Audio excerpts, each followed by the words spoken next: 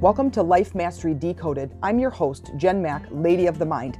I have been studying mind mastery and emotional management and its connection to spirituality for over 25 years. In this podcast, I help guide you out of your daily struggles in life in the areas of health, wealth, relationships, and spirituality. Life is hard, but your daily growth doesn't have to be. Join me 3 times a week as I lead you inward on a healing, creating, and connecting journey. Let's go get the nugget of inspiration. Hey ladies, it's Jen Mack, Lady of the Mind. Welcome to today's episode where I hope I am finding you doing the right thing at the right time. If you're not doing the right thing at the right time, then it is my intention that in today's episode, I give you just one nugget of inspiration towards your transformation. Today, we're going to talk about when to meditate and when not to. So it was brought to my attention in my group coaching program yesterday. We had a call, and one of the clients there said to me, listen, we have been given a lot of tools and they're all useful and they're all amazing and they're all powerful. However, I don't always know when to use that tool. I'm like, oh, you know what? That's a really good idea. So in the next program that I start, which is coming up here in February, and we're in 2023 right now, is to give kind of a map of when do I use certain tools. And I've given lots of tools. Even in my podcast, I give you lots of nuggets, right? That's my purpose, is to give you a nugget to help transform your life, because that's all it takes. One nugget, one perspective shift, one little piece of knowledge to shift your life. I am not about just knowledge. I'm about transformation and simple yet powerful techniques. I don't do anything that is, I don't do a tool. If I'm not going to do it, if I don't get a result in like 24 hours, whether it's literally just I feel better, I'm not doing it again. I want you to know that in the 25 years that I've been working on this and studying this particular craft and honing my skill, that I do not take this lightly. So if it works for me, you get to hear about it. So we're talking about intentions, affirmations, of course, affirmations used correctly. And if you don't know what that means, go back a couple of episodes where I say this is why affirmations don't work. Listen to that podcast. Because just saying the word over and over again is not going to change anything. But I give very clear directions on how to effectively use affirmations. But anyway, I talk a lot about manifesting, healing, energy work, releasing pain. It just goes on and on because I want you to have a beautiful life. I want you to step into your empowerment and be bold in your energy work, working with the chakras, working with pain, releasing pain, bringing in new empowering emotions. This is the stuff. This is the stuff, Okay. So when we are working through issues, emotional issues, we are doomed to the planet of the 5 senses. So we are on this earth dealing with and working with this physical existence. Now, that is not all there is. There is a whole nother realm. And I'll give you a really fun word just because we watch Marvel, but it's like this quantum universe. And I'm not kidding. Now, if you're not a Marvel fan, that's quite all right. But it is like this other energy universe that we are aware of that exists. I would say most people are aware. You might not be aware of, but I hope you are. Continuing to go inward in the introspection, the power of introspection. Those are really powerful episodes because it really starts to open your mind to the possibility of healing, the possibility of growing, learning, transforming your inner life so you feel better, moving your energy to the upper chakras so your life is amazing, healing your body, and then your life starts transforming. Your relationships get deeper, your body starts healing, you start attracting things to your life that just are in alignment with the things that you want. The new house, the new car, the new job, the relationship, the money, everything that it is you want.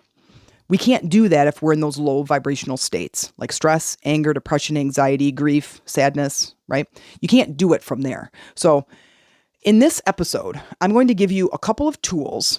Now, I'm not going to go specific into the tools, but I am going to give you a couple of the powerful tools and techniques to help get you started so you know when to use the tool at the right time. Because if you're listening to a lot of these episodes, there are going to be some tools that you really, really like. There's some that don't resonate with you. And that's all okay because my experience is different than yours. right? My experience on this planet is very different than yours. I grew up in this environment with this brother and this mom and this dad, and you grew up in that environment with those siblings or no siblings and those parents, or you live with your grandparents, or, I had this trauma, you had that trauma. I mean, it's just different. And my learning experience and my perspective and my beliefs are probably different than yours too.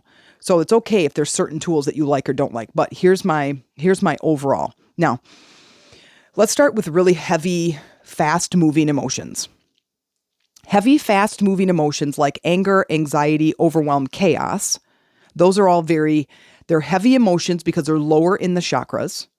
They're survival. Those are your survival emotions. They're lower in the chakras, but they're fast-moving. Anxiety usually doesn't make you want to go take a nap. Neither does anger. So I had a client one time, and she was fighting with her family and very, very angry. And she was just like, I don't know what to do right now. I'm really pissed off. I'm really angry. And then we are starting to talk about meditation as prior to this anger. And she says, I tried to meditate and I can't. Okay. She's right. Because when you're in a high vibrational, when you're in a low vibrational state, but a high energy emotion like anger, it's a low vibrational state, but it's a high frequency energy. It's a high energy moving, right? Anger doesn't want to sit still and have a conversation. Anger wants to move. So think of your emotions as energy in motion. It wants to move.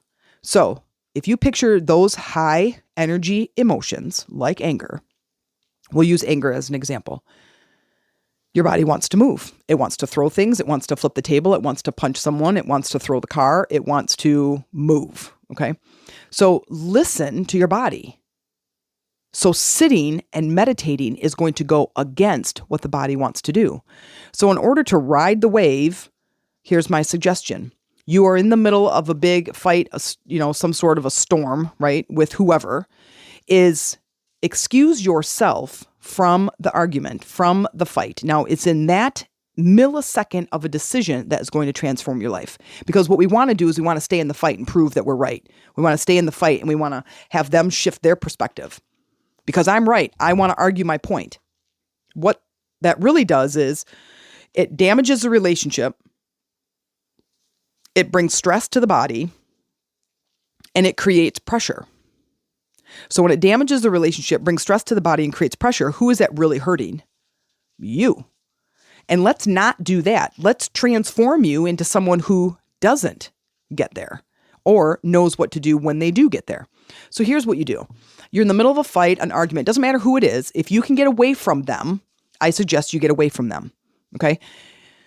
So we've done this before when there's been some fighting going on or I'm arguing with the kids in the car or whatever. I'm like, the next rest stop, we get out and I'm just like, you guys go over there and go to the bathroom or go get something out of the vending machine. I'm going to go for a quick walk because I'm about to say something that I'm going to regret, right? So take that. I'm about to say something. I'm going to do something if I don't get away, if I don't get out of here. And that is your very biggest clue. Listen to that. Intuitively, your body is telling you what you actually should do. There is a manual. We just need to pay attention to it. The manual is inside. We just need to open it and look at it. It's not just the empty boxes of you who came out and built your life and the manual is tucked away in the boxes and you didn't get, you get a, like an entertainment center and you get a big giant box and it's all these pieces and plastic and cardboard and stuffing and all this stuff and you pull all these pieces out. Well, somewhere inside that box is a manual. And I'm telling you right now, that manual is tucked deep inside of you. So we have to listen. So when we're really angry, say, you know what? I think I'm going to say something or do something I'm going to regret. I need a few minutes. That's it. You excuse yourself. Then you go into what I call your workshop. Take your journal in there with you. And what you're going to do is you're going to go into the body where this emotion is stored. Anger shows up in a very specific place in the body. You're going to go there. So you go into, let's say, the bedroom, your meditative space. It doesn't matter, the closet, the bathroom, wherever you're going, it's a private space. And you're going to go into the body and you're going to rethink the scene. You're going to take the anger in there with you and you're going to bring your awareness inside the body and say, this is where anger is showing up. And then you're going to start moving that body part. If it's in your shoulders, you're going to start rolling your shoulders, rotating your neck and your head. side to side, left to right, up and down, and you're going to rotate your shoulders and you're going to start to physically move your body to get that energy moving. Now, how long do you think it would take you to feel better when you were to go in and start moving your body like that? A couple minutes? That's it. Now, after that couple of minutes, you're going to get all the way to the bottom of that and you're going to go, this is the belief I had. I always need to be right. Let's say that's the belief. I'm arguing my point and I always need to be right. And now you're going to ask yourself, if I didn't have that need to be right, I would what? And you fill in the blank. Now in your journal, you're going to write that belief. At the top of the page, you're going to write, this is why I'm angry. This is a situation. This is what I did. This is the topic. And you're going to write a column, left and right column. And on the top of the left column, you're going to write LB for limiting belief. And the top of the right column, you're going to write NB for new belief. You're going to write your belief in the left column. I believe I always have to be right. And on the right side, you're going to write your new belief. And then you're going to stand up and you're going to say your limiting belief out loud. When you say your limiting belief out loud, you're going to feel where that is stored in the body. And it may be a different place. It probably is a different place than anger, because the anger is a result of the belief. But the belief might be stored in the solar plexus, where your action is, where your power is. I'm not going to give away my power, so I'm always going to be right. Because if I'm wrong, that means I'm giving away my power. Okay.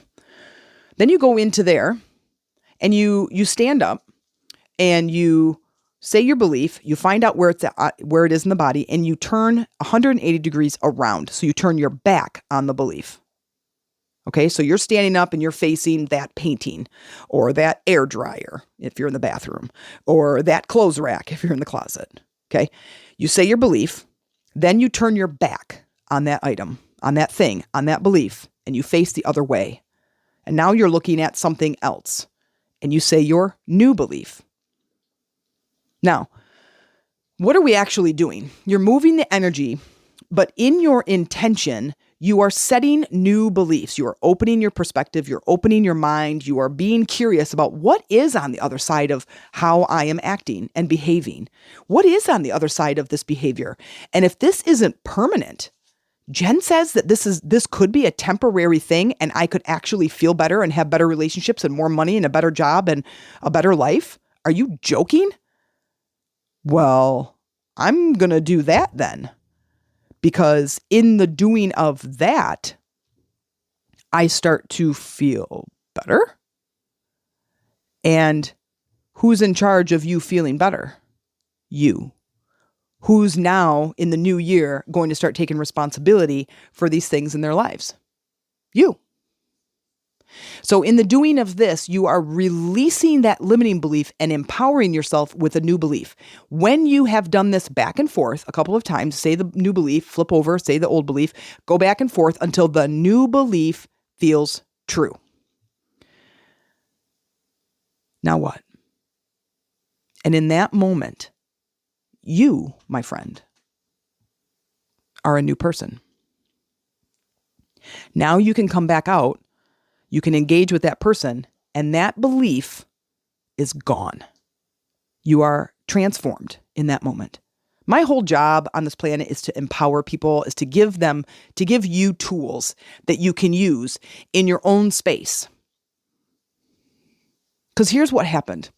When I was growing up, we didn't have any money. We lived on food stamps, and my mom got a lot of free stuff from different communities, from the church and these different groups that were in the city that we grew up in. And for a very short period of time, my brother and I were both in foster care because my mom was going through a really, really tough time. We were very, very little, though I do remember a couple of different incidences during this time period. And I think it was only for a few months, like it was like 4 to 6 months or something.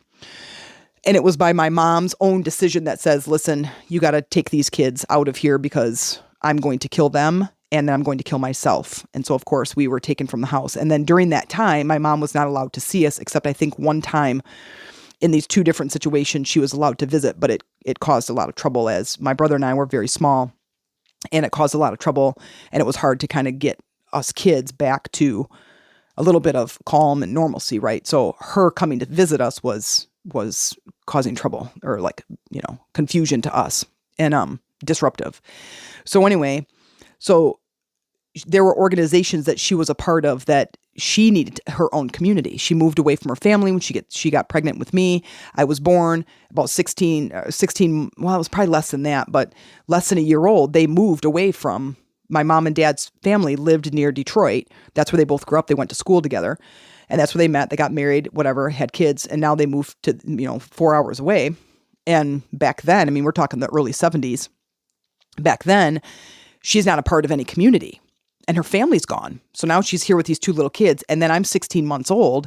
My brother is 16 months older than that. So he's almost 3.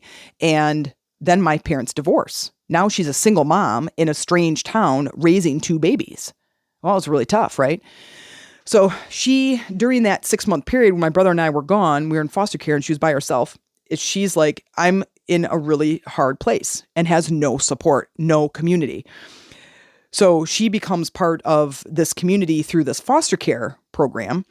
And I'd like to tell you the name of it, but right off the top of my head, I can't remember what it's called. But it was basically these women coming together that were teaching different tools and techniques, different life skills. So taught my mom how to balance a checkbook and how to clean a house and how to make things and create things and do certain things as a mother raising kids. So she learned how to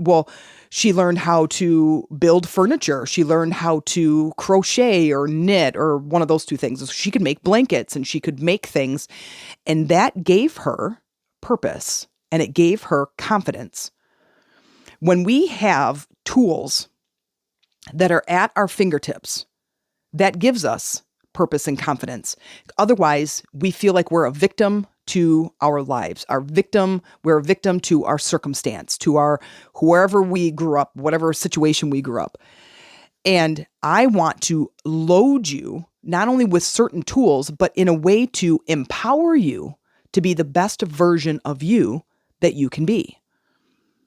And I didn't grow up with all this money, right? And I didn't know energy work. I had no idea about meditation or chakras or anything. And I just grew up and went to school, had no money, still had no money. And then when I started getting into personal development, and that was through a really terrible relationship that I had that kind of drove me over to the dark section of the bookstore where nobody went because it's the self-help section, right? And you were crazy, or you were homeless and you were hanging out over there because it was the darkest corner of the bookstore. But that's where I started my journey. And it was in that dark corner of the bookstore that I started realizing there are authors who have gone through my problem, who are loading me up with tools, and I am buying books like a nut job. So I am trying to figure out how to save money, how to make money, how to do things so I can buy these books so I can better myself because I wanted to be confident. Because at that point, I wasn't. So without having any money, now here's these courses that are coming along. I'm like, okay, I'm going to start a business. Well, I need to learn marketing. Okay, I'm going to follow this marketer. How much is this course? Oh man, it's $300. I can't do that. I can't afford that. What am I going to do now? And I just go find somebody else. And I was looking for somebody who was giving away transformational stuff.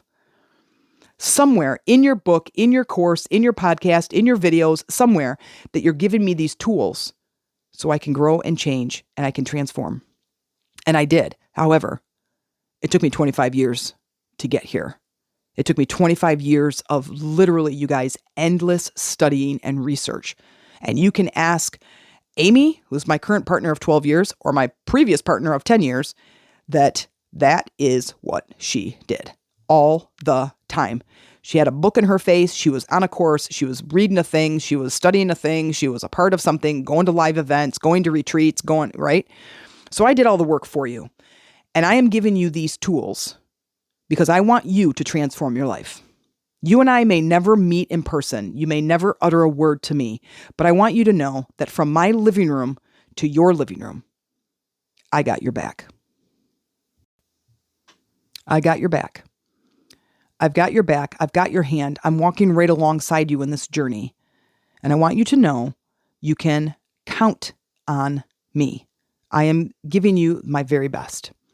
And I have your transformation in my heart. Because It is important to me that I work with this type of energy to give you the best version of myself, because I'm going to leave my footprint on this planet. And it is going to be transforming the lives of women who think that they are victims of their circumstance, because I was. I believed that for a very, very long time. Okay, let's get back to the teaching. So we talked about that high energy moving. The very first thing you're going to do is you're going to get into that. You're going to move that energy out first, and then you can come down into that quiet space. Okay, so the energy is really high. So take a Coke bottle, a 20-ounce Coke bottle, shake it up. Don't really go do this, but shake it up. You can visualize this. And what you're doing is you're creating this movement, like that high energy, creating that movement with those molecules. Then if you were to squeeze the bottle, what does it feel like? When you've shaken it up, what does it feel like? There's pressure built inside there. What do you think that's like in your body? You've shaken it up. You're going to feel the pressure from that, right? You can feel the pressure. That bottle doesn't move now. There's no give. So what do you have to do? You have to let the pressure out. And how do you do that? You take the lid off. Now, would you rather take the lid off in the privacy of your own room, in your own workshop, or would you rather do it in front of and spraying your crap all over your family? We've all done both, and sometimes it does feel better to spray it all over the family, but does it change anything? No, it doesn't. And we've known that because we've done it several times, right?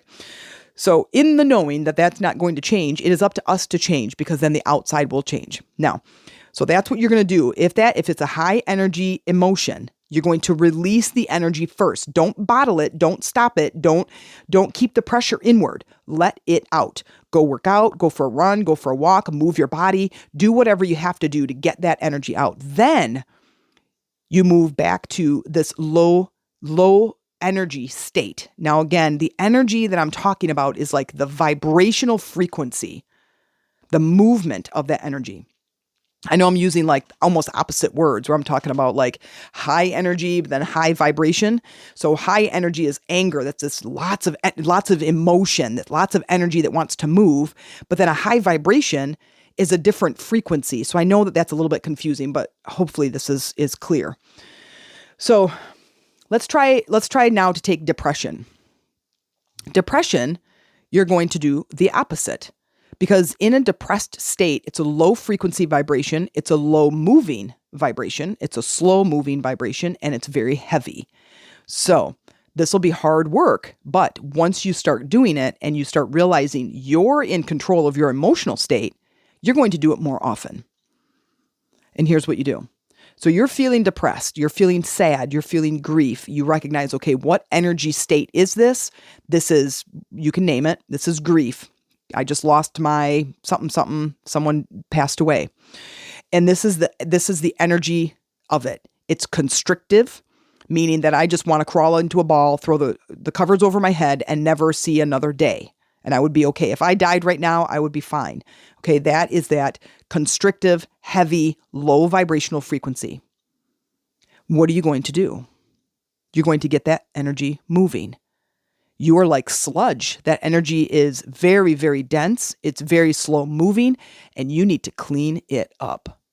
You're not going to want to do this, but I'm telling you, you're going to get up, you're going to throw back the curtains, you're going to let the light in, and you're going to go outside. And you're going to go, oh, Jen, you don't understand. I've had depression for 22 years, and it has never gotten better. And I'll say, when was the last time you moved when you were feeling depressed? Oh, Jen, I don't move when I'm feeling depressed. Depression grips me. And I go, how long have you been feeling that? And you say 22 years. And I said, you're allowing it to grip you. Are you even open to the idea of releasing it? Oh, yeah, I've seen lots of counselors and therapists and had different medication. I just need to change my medication again. I said, has that worked for you in the past? Hell yeah, maybe once or twice it's worked. Are you ready to release it? Release it? Are you ready to step into the sunshine? Are you ready to climb the peak of the mountain? Are you ready to transform your life? And if I get anything less than oh, hell yes, you're not ready. Because if you're not ready, then I can't show up to teach you anything. If you're not ready, then you're not a student. If your glass is already full, I can't put anything else in it. You have to make the decision. And you go, you know what? You just have to believe two things. You have to believe that there's a possibility, and you have to believe that you can do it. You have to believe that it's possible, and you have to believe that it's possible for you. If those two things come to fruition, if those two things come into your life, you will be able to overcome it. Isn't that exciting? You'll be able to overcome this depression that you've had for 22 years, the grief that you've had for 9 years, the loneliness, the sadness. You can overcome that. Now, how do you do that? You get your butt moving. Now, are you dragging your butt out of bed at 5:30 in the morning, go to the gym? No, it doesn't have to be that. You are going to create a routine of some kind that when you are feeling depressed, you're going to go do this beautiful thing. You're going to go back in your backyard and walk through your garden. You're going to get in your car and you're going to drive across the street or down the road to the park and you're going to go for a walk. You're going to go out into your garden and replant some flowers. You're going to go climb a tree. You're going to go fly a kite. You're going to go to the beach. And you're going to keep going with the intention that every breath you take and every step you make, you are releasing that emotion back to Mother Earth. I give this back to you, Mother Earth. I give this depression back to you. I give this sadness back to you. I give this grief back to you. I release. I remember taking my dog for a walk. This was before I have the two little nuggets that I have now, but this is when I had Bailey and she was my boxer. And I would take her across the street and there's, I don't know, it's like 20 acres across the street and we would walk and it's real high grass and there's a couple of pretty good sized trees, here and there sporadically around this property. And we used to walk back there and I remember feeling really bad, but I loved having her because it gave me this purpose to get out of the house. And I remember I had closed one of my gyms that I opened and I did not have any idea what I was doing as far as business and managing money. And I mismanaged my money and I ended up not being able to pay rent I got myself out of this lease and I moved out of this building. And it was like in January and I was very, very, very depressed about it because I waited forever to get a gym and I finally got one and I really loved it and the location was perfect and I put all this money into some of the renovations and it was so great. And then it just flopped. Like I just didn't know what I was doing. And so now I'm depressed and I have Bailey and it's like noon and I'm like hardly wanting to even roll out of bed. It was a very, very dark time for me. And it's like noon and I'm rolling over and I see her face. And she's just looking at me and she's like, "Oh, Mom, please, can we go outside? We haven't been outside in 3 days. Can we please go outside?" And so I'm like, you know what? Let's do it. So I get on my clothes and I brush my teeth and I put on some deodorant and I grab my shoes and we go outside. And of course, I have to stop saying the O word because my two right now are like, where are we going? Right. So I need to be careful because now they're up and touching me. Anyway, so we go across the street in this field. And I remember saying with every step, I release this. And I just like release, release, release. And I just kept saying it over and over again. And when I came home, I was at 10. I felt amazing. I took a shower and I got dressed and I felt so great. And I went back outside and we went to this and it was just, and the day just kept going. And it was amazing. And I want you to do the same thing. And it is in this split-second decision to do something different that changes your life forever and ever. So then from there, you can get to a place where you can meditate. From there, you can get to a place that shifts and changes and you can do something different. You can meditate from that space. You might not be able to meditate from depression. You still have to just release the energy, the emotion that's stuck in there. And you can do this by physical movement. Think of yoga. If you love yoga, make that a practice, a daily practice. And it could be as short as 8 minutes or as long as, 2 hours or something. Sorry, that was loud. I accidentally hit the table. It was like a gong. But you can do this. And it is in that very split-second decision that do I roll over and give up on my life for this moment, for this day, for this afternoon, or do I do something that's going to make me feel better?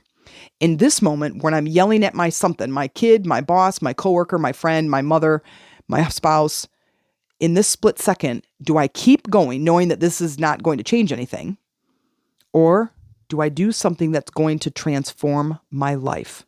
And I hope that you change. I hope that you make the decision to transform your life because it is in the collective amount of those decisions over and over again that create your bold, beautiful life. If you enjoyed this show, please consider making a small donation. This helps me to continue creating powerful episodes for you each week, but also you become a bigger part of changing the world by changing yourself one episode at a time. By investing in my show, you are investing in yourself, your life, and your planet. And by elevating yourself, you are elevating others around you. And I thank you.